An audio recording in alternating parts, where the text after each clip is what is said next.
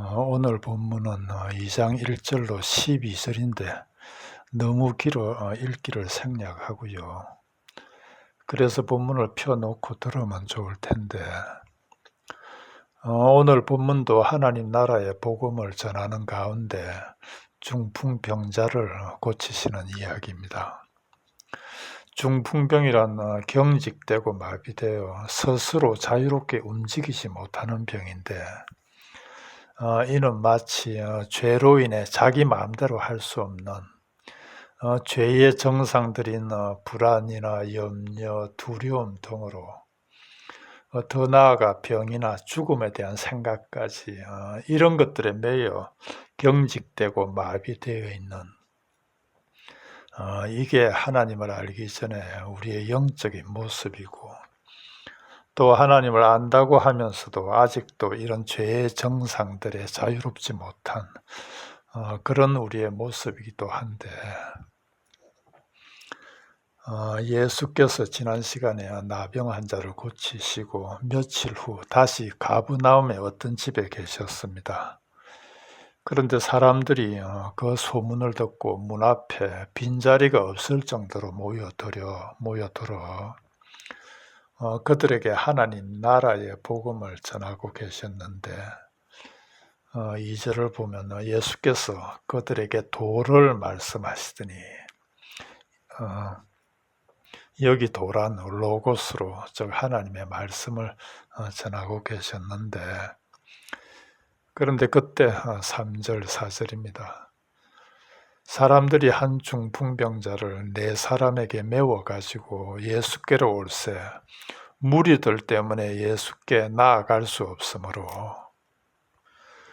지금 이 상황을 그려보면 4사람이 병자를 메고 예수께로 나오는데 예수님을 싸고 있는 무리들 때문에 예수께 데려갈 수 없는 그러니까 예수께로 인도하는데 방해가 되는 건 아무것도 모르는 예수님과 전혀 상관없는 그런 사람들이 아니라 예수님을 둘러싸고 있는 예수님 근처에 자리 잡고 있는 그런 무리들이 방해하고 있는 모습입니다. 그렇죠. 이에 대해서는 잠시 후 다시 논하기로 하고요. 그럼에도 이들은 어떤 수를 써서라도 예수께로 데려가려 합니다. 예수님에 대한 믿음, 분명히 고쳐주시리라. 이분은 하실 수 있고 또 해주실 것이다 라는 믿음으로 그래서 이들은 지붕을 뜯고 병자를 예수께로 내려 인도합니다. 그때 예수께서 이들의 믿음을 보시고 병자에게 말씀하십니다. 5절 작은 자야 네 죄 사함을 받았느니라. 이들의 믿음은 예수께서 치유하실 수 있고 또 그렇게 해주실 거라는 믿음인데 그런데 예수께서는 치유 대신 작은 자야 네 죄 사함을 받았느니라 하십니다. 병 고쳐주시길 원하는데 죄 사함을 받았다 하니 이게 무슨 소리일까요? 지금 예수님은 전혀 다른 입장에서 이 병자를 보고 계시는 거지요. 예수님은 병이 아닌 죄를 이 사람의 진짜 문제로 보시고 즉 치유되어야 할 진짜 병은 죄 속에 있으며 따라서 죄 용서가 본질적인 치유이고 그리고 이 사람에게 하나님 나라가 실현되는 그런 차원으로 보시는 거지요. 그래서 그분은 작은 자야 네 죄사함을 받았느니라 하시며 당신이 죄를 사하실 수 있는 신적 권능이 있는 분임을 드러내시고 병자를 죄로부터 해방시켜 주심으로 육신을 자유롭게 해주시는 거지요. 그런데 서기관들이 이에 반감을 가집니다. 6절, 7절입니다. 어떤 서기관들이 거기 앉아서 마음에 생각하기를 이 사람이 어찌 이렇게 말하는가 신성모독이로다. 오직 하나님 한 분 외에는 누가 능히 죄를 사하겠느냐. 이들은 예수님이 하나님을 모독한다 생각합니다. 그 근거는 하나님의 유일성인데 하나님 외에는 누구도 죄를 사하는 권한이 없다는 거지요.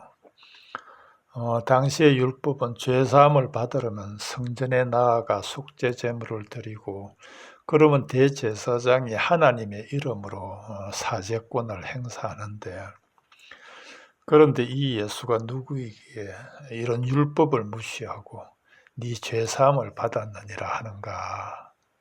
이는 하나님을 모독하는 신성모독이 아닌가 하는 거지요.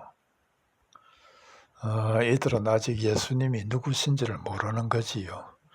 이분이 바로 자신을 속죄 제물로 드리고 영단번에 우리 죄를 사하신 우리의 새 언약의 대제사장이신 줄 모르는 거지요.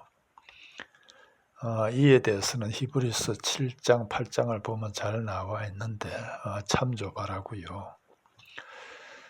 그러자 예수께서 이런 이들의 생각을 아시고 이렇게 말씀하십니다. 9절 10절 중풍병자에게 네 죄사함을 받았느니라 하는 말과 일어나 네 상을 가지고 걸어가라 하는 말 중에 어느 것이 쉽겠느냐. 그러나 인자가 땅에서 죄를 사는 권세가 있는 줄을 너희로 알게 하려 하노라 하시고, 그리고 말씀하십니다. 11절 내가 네게 이르노니 일어나 네 상을 가지고 집으로 가라. 참으로 죄사함의 권세를 가지고 계신 분만이 하실 수 있는 말씀입니다. 일어나 네 상을 가지고 집으로 가라.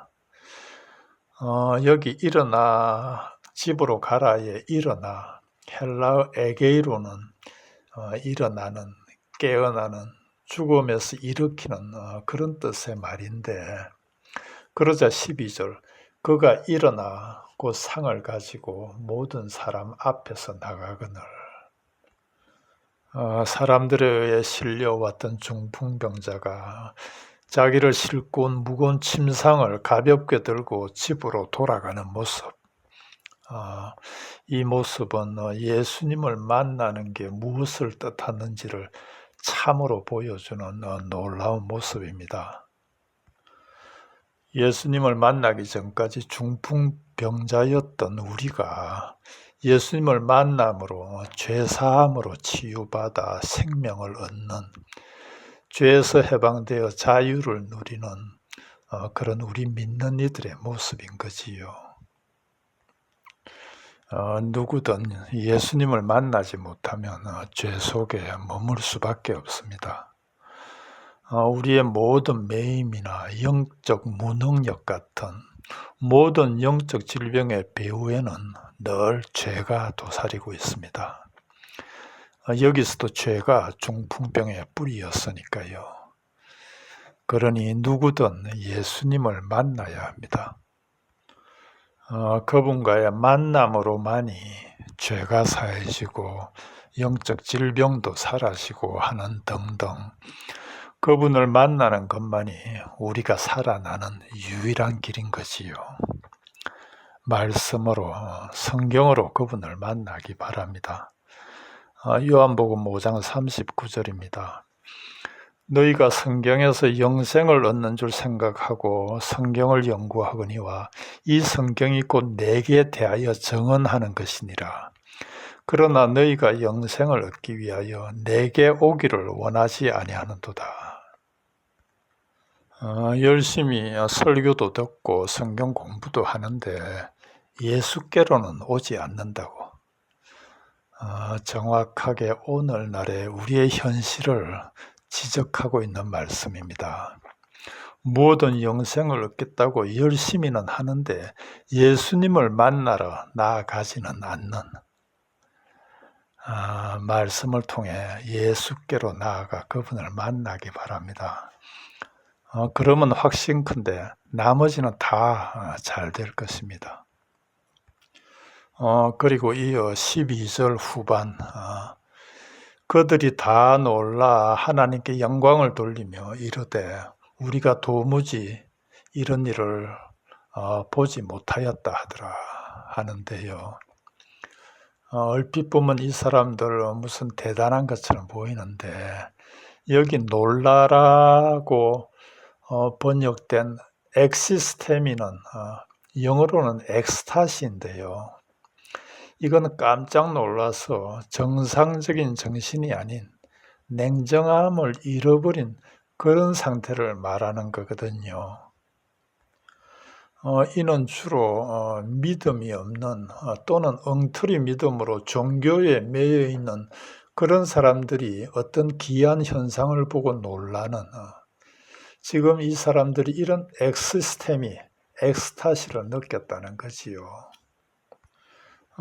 이들은 예수님으로부터 앞에 2절에서 하나님의 복음을 들었고 그리고 지금 중풍병자가 말씀으로 치유되어 집으로 돌아가는 이 놀라운 이적이 그들이 들은 그 하나님의 복음을 입증하는 표적으로 보여졌는데, 그런데 이들은 그 병고침 자체를 놀라워하며 그 속에 담긴 복음은 깨닫지 못하고 나타난 현상만을 바라보고 엑스타시를 느끼는, 그러고는 하나님께 영광을 돌렸다 하는 것이요. 여러분들, 사람들이 말씀의 본질은 깨닫지 못하고 왜 그렇게 열심히들 종교 행위를 할까요? 그 속에는 자기 나름의 쾌락이 있어서, 엑스타시가 있어서 그렇습니다. 앞에서도 잠시 언급했지만 이런 사람들이 예수님 주위를 둘러싸고 그분께로 나아가는 길을 막고 있는 거지요. 여기 가버나움은 주님께서 이곳처럼 오래 머무시며 말씀을 전하시고 많은 권능으로 표적을 행하신 곳이 없었는데, 그럼에도 이들은 여전히 그 표적들을 통해 하나님 나라의 복음을 알아듣지 못하는데, 그래서 후에 예수님께서 가버나움 사람들에게 이렇게 질책하시는 거지요.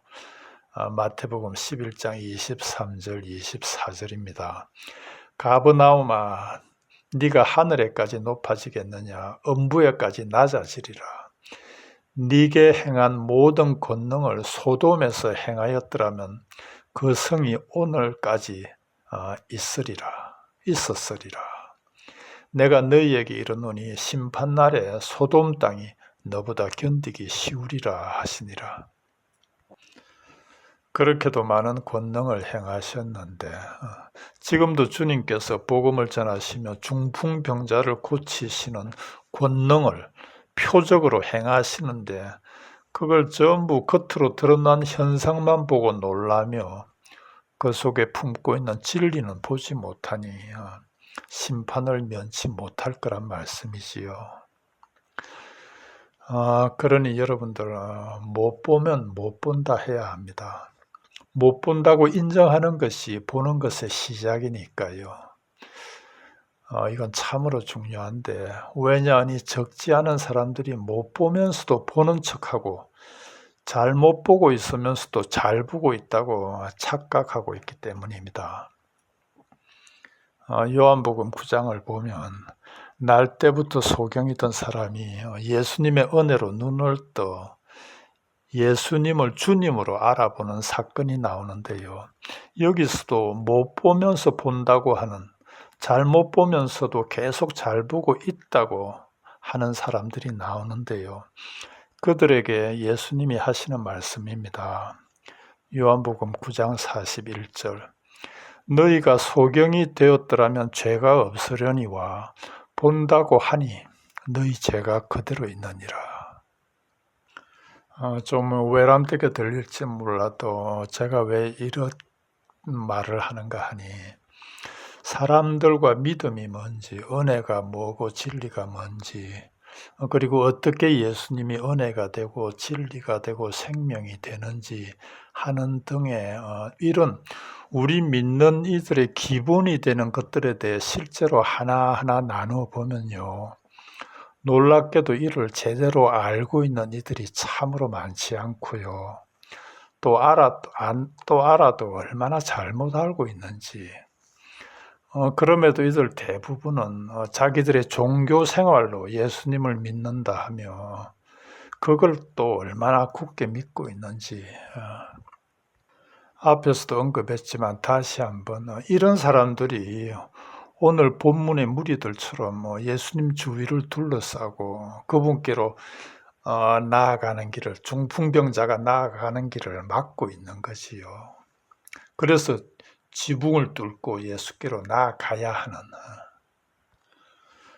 여러분들, 우리 기독교는 나의 행위로 구원을 이루어가는 그런 행위의 종교가 아니라 하나님의 은혜로 하나님 앞에서 내가 참으로 어떤 존재인가를 깨달아가는, 그래서 결국에는 하나님만이 전부시고 나는 참으로 아무것도 아니구나 하는 고백과 함께 그 은혜의 영광을 찬미하면서 그분께로 돌아가는, 굳이 우리 기독교를 종교라 한다면 그런 종교의 그런 존재의 종교입니다. 아무쪼록 오늘 본문을 통해 우리 스스로의 영적 여정을 돌아보고 또 앞으로 나아갈 그런 여정을 가다듬는 그런 시간이 되길 바라봅니다. 오늘은 여기까지 하겠습니다.